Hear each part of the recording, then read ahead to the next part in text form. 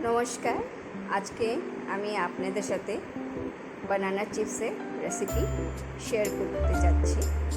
এর জন্য আমি দুটো কাঁচা কলা নিয়ে নিয়েছি। ওগুলোকে খুব সুন্দর করে ছাড়িয়ে নিতে হবে। সবুজ অংশটা একটু মোটা করে কেটে ছাড়িয়ে নেবেন, তাহলে সাদা অংশটা যেন ভালো মতন পরিষ্কার হয়ে থাকে।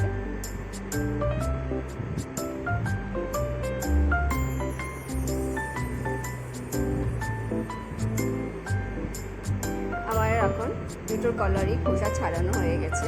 এখন আমি একটা পাত্রে জল নিয়ে নিচ্ছি, ওর মধ্যে দিয়ে দেব হলুদের গুঁড়ো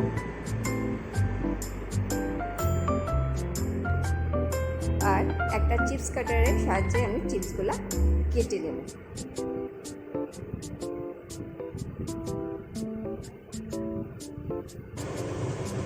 আমি এখন কড়াইতে তেল গরম করতে বসিয়ে দিয়েছি, আর এখানে কলাগুলো আমি গরম তেলে ছেড়ে দিচ্ছি।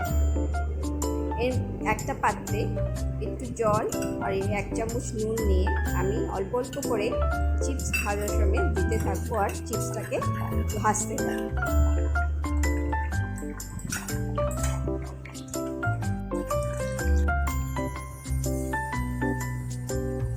আমার চিপস ভাজা হয়ে গেল, আমি এখন নামিয়ে নিচ্ছি। এই যে তৈরি হয়ে গেল বানানা চিপস। এটা খুবই ক্রিস্পি হয় আর খেতে সুস্বাদু হয়। আপনারা বাড়িতে একবার নিশ্চিত ট্রাই করবেন।